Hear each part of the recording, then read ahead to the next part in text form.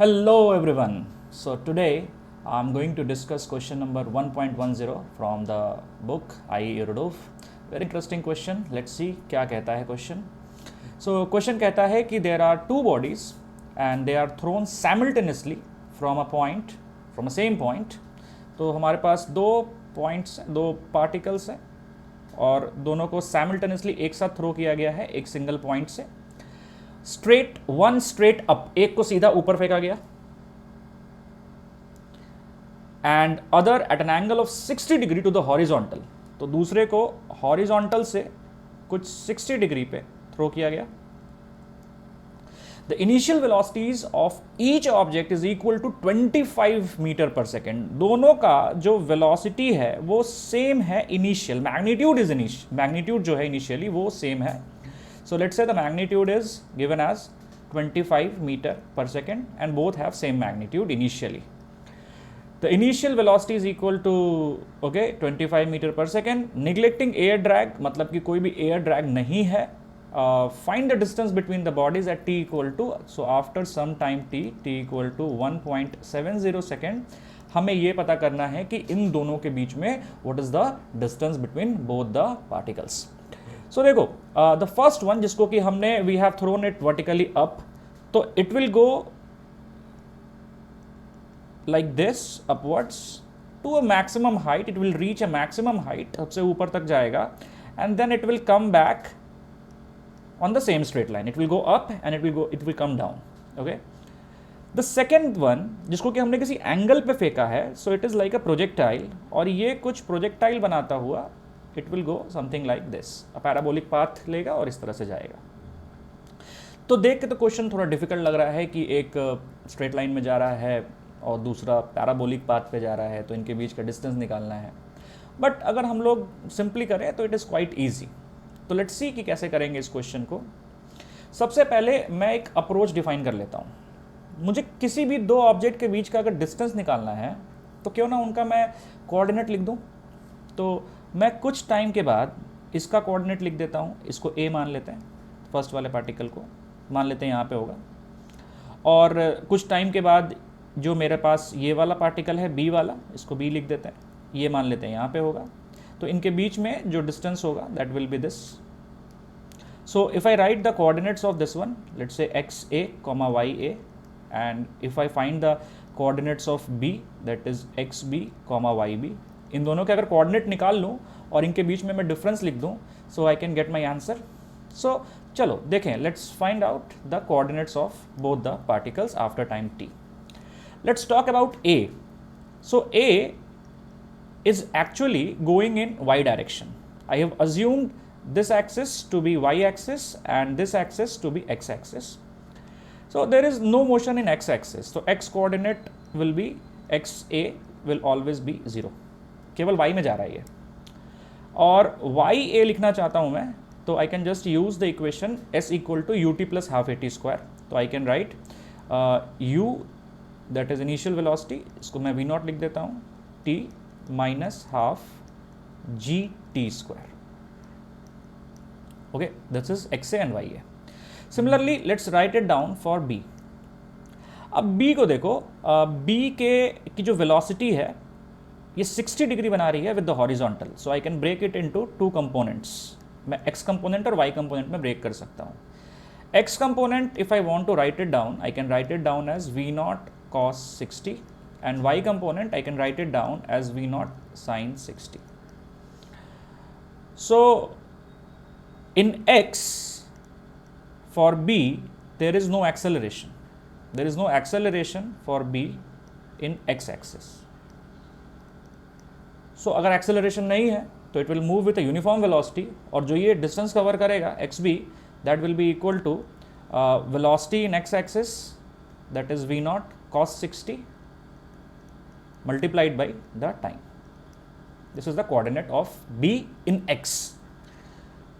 और similarly y भी निकाल सकते हैं, मतलब b का coordinate in the y axis. So I can write again s equal to ut plus half at square. So I can write it as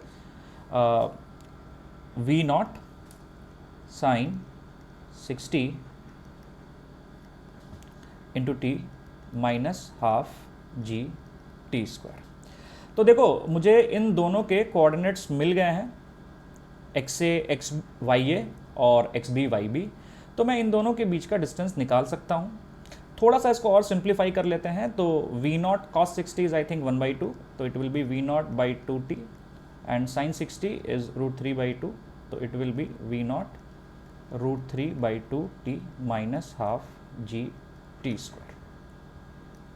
सो अब इनके बीच में a और b के बीच में डिस्टेंस निकालना है। Now it is quite easy, so I can directly right a और b के बीच में डिस्टेंस, मैं उसको s के फॉर्म में लिख देता हूँ। I am naming it as s, तो that is equal to, I hope you know this formula, it will be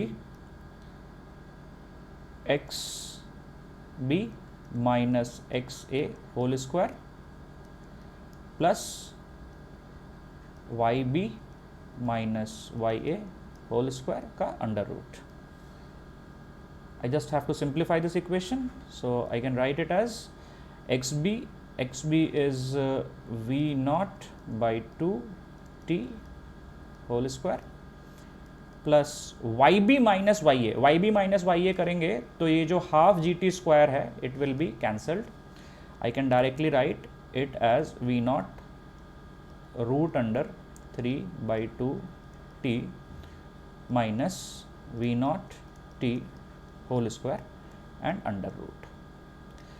if you watch closely, v naught is common and t is common in all of the 3 values. So मैं इसका square को common लेके बाहर निकालूंगा root से, तो v naught T बाहर निकल गया। यहाँ पे आ जाएगा हमारे पास 1/2 का स्क्वायर, दैट इज़ 1/4, प्लस यहाँ पे आ जाएगा हमारे पास √3/2 माइनस 1 का होल स्क्वायर।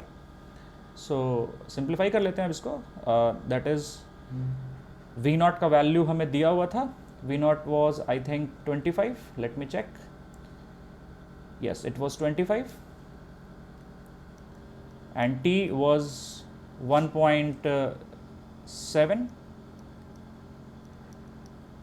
और हमारे पास रूट में आ जाएगा यहाँ पे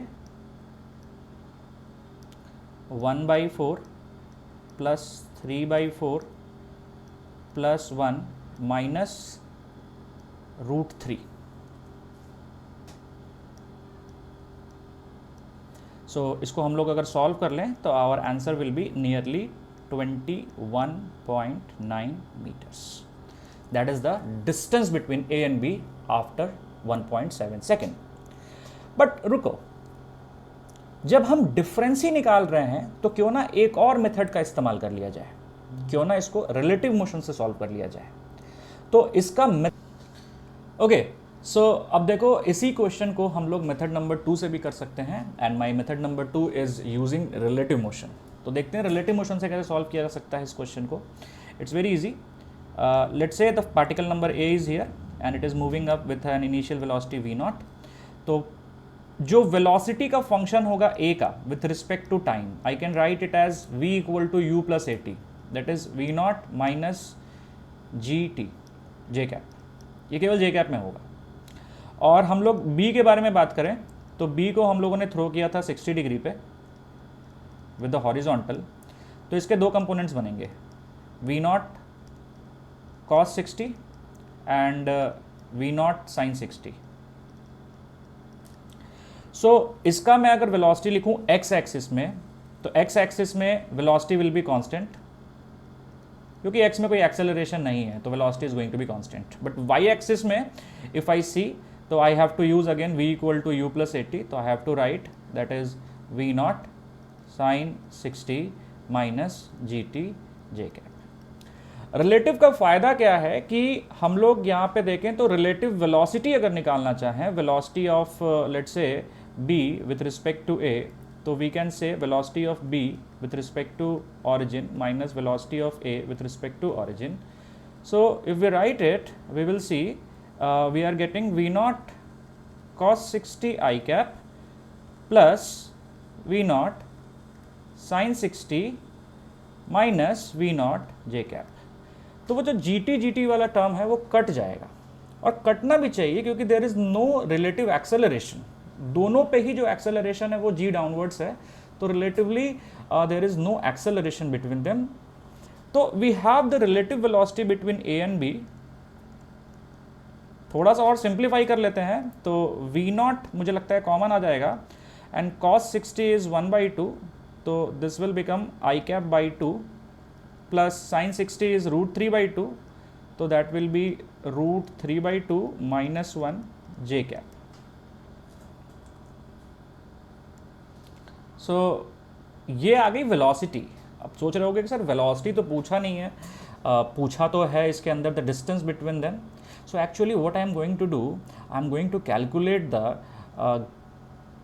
distance between them using integration. So if we integrate it, if we integrate the velocity, so velocity we can write it as ds by dt. Okay, one more thing, s here is displacement, but since there is no acceleration, body B will see body A और body A will see body B, मतलब इनके बीच में जो relative motion होगा it will be along a straight line. ठीक है. सो अगर रिलेटिव मोशन स्ट्रेट लाइन में है तो आई कैन से, और एक ही डायरेक्शन में स्ट्रेट लाइन में है तो I can say distance is equals to displacement, और वो हमारा आएगा भी, वी विल सी. ठीक है, ये चीज़ हमें ध्यान रखना पड़ेगा. एक थोड़ा सा कैच है इस क्वेश्चन में कि I am going to calculate the displacement through integration of velocity. So it is quite easy. Velocity I think it is constant, so I can just write it will be v naught into मैं सीधे copy कर दूंगा ऊपर से, it will be I/2 plus √3/2 minus 1 j cap.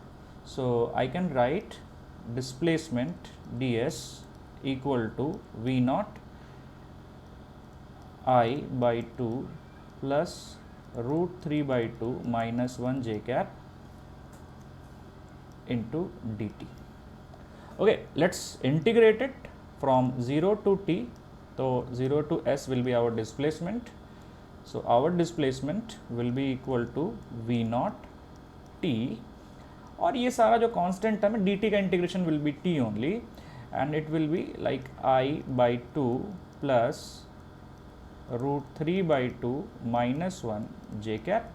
And if we want to find the magnitude, तो magnitude निकालना भी बहुत आसान है यहाँ पे.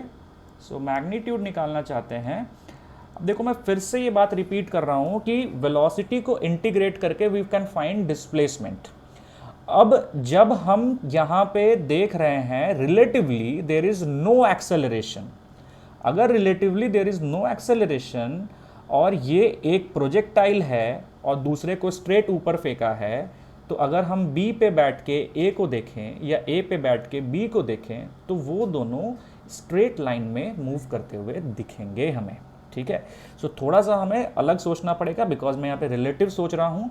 अगर तुम ग्राउंड से सोचोगे तो तुम्हें ये कर्व्ड पैराबोलिक पाथ में जाता हुआ दिखेगा जो हमारे पास B वाला है, लेकिन अगर हम रिलेटिवली सोचेंगे तो स्ट्रेट लाइन में जाता हुआ दिखेगा. तभी मैं डिस्टेंस इक्वल टू डिस्प्लेसमेंट कर रहा हूँ, और यहाँ से मैं लिख सकता हूँ the magnitude will be v naught t root under 1/2 का whole square, that is 1/4 plus root under 3/2 minus 1 का होल स्क्वायर.